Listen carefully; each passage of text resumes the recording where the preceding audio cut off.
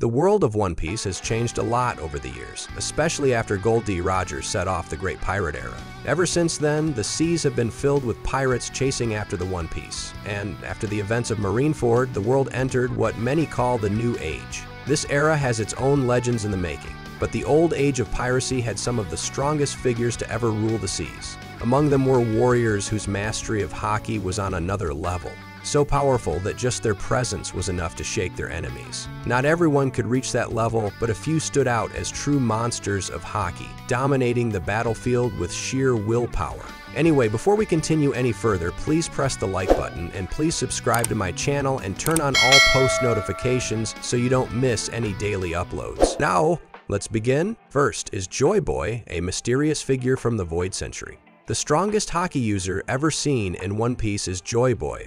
He may not be from the previous era, but he comes from an ancient time known as the Void Century. Fans got a glimpse of his haki during the final saga through Emet, and it was on a completely different level. His haki was so powerful that it split the skies, knocked out all vice admirals, and even nullified the abilities of the 5 elders, sending 4 of them back to Marijoa. Even Emu, the most mysterious and feared figure in One Piece, was visibly shaken, crying out in pain because of Joy Boy's overwhelming presence. His haki was even compared to Shanks, which puts him at the highest possible level. Very few in history could match that kind of power.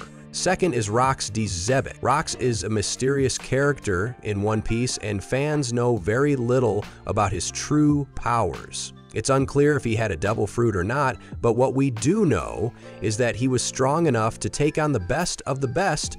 His strength was so legendary that it took both Roger and Garp to bring him down. It's even said that Rox defeated Roger in battle at one point, showing just how much of a threat he was. With such a fearsome reputation, it's obvious that his haki was on an entirely different level, but since so little is known about him, we can only guess just how powerful he really was. Third is Gol D. Roger, the late Pirate King. Roger had the strongest haki in his era. He was a legendary fighter, and unlike many top-tier pirates, he never had a devil fruit. That means all his strength came from pure skill and haki mastery. Roger's dominance was undeniable. He fought Whitebeard, who was called the world's strongest man, on equal footing without any special abilities. That alone proves just how refined his haki was. Among all the so-called haki monsters, Roger was at the very top. Fourth is Garp, the hero of the Marines. Garp is one of the strongest Marines in history, known as a legend even among pirates. Like Roger, he never had a devil fruit but still stood at the peak of power. He relied only on haki, training himself to near perfection. In the final saga, Garp showed his conqueror's haki when he attacked Pirate Island, causing massive destruction.